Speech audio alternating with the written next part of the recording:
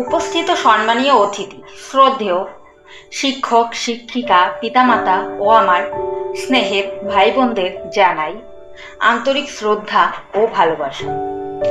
আজ 5ই সেপ্টেম্বর শিক্ষক দিবস, আর এই অনুষ্ঠানে আমাকে কিছু বলার সুযোগ দেওয়ার জন্য আপনাদের সকলকে জানাই অসংখ্য ধন্যবাদ। শিক্ষা এমন একটি বিষয় যেটা শুধু শিক্ষকই দিতে পারে। সেটা যে শুধু স্কুল শিক্ষকই হবে তা না, শিক্ষক যে কেউ হতে পারে, মা, বাবা, দাদা, দিদি ইত্যাদি ইত্যাদি। শিক্ষা আমাদের জ্ঞান বুদ্ধি বিকাশ করে, আমাদের চলার পথে সাহায্য করে, আর শিক্ষক জীবনে মহান কাজের সফল হতে অনুপ্রাণিত করে।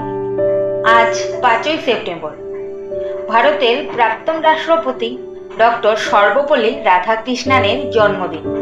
আর এই জন্মদিন হলো সমস্ত শিক্ষকদের সম্মানার্থে পালিত একটি দিবস। শিক্ষকরা হলো জাতির মেরুদণ্ড, মানুষ গড়ার কারিগর।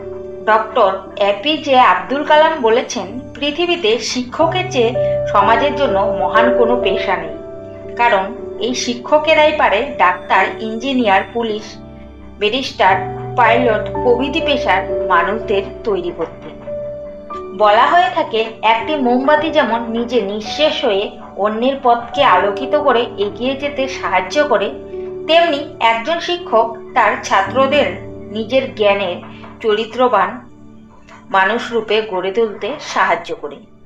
সেই সূত্র ধরেই স্মরণ করে নিতে চাই স্বাধীন ভারতের প্রথম উপরাষ্ট্রপতি ও দ্বিতীয় রাষ্ট্রপতি ডক্টর সর্বপল্লী রাধাকৃষ্ণনকে। তার জন্মদিনেই কেন শিক্ষক দিবস পালিত হয়?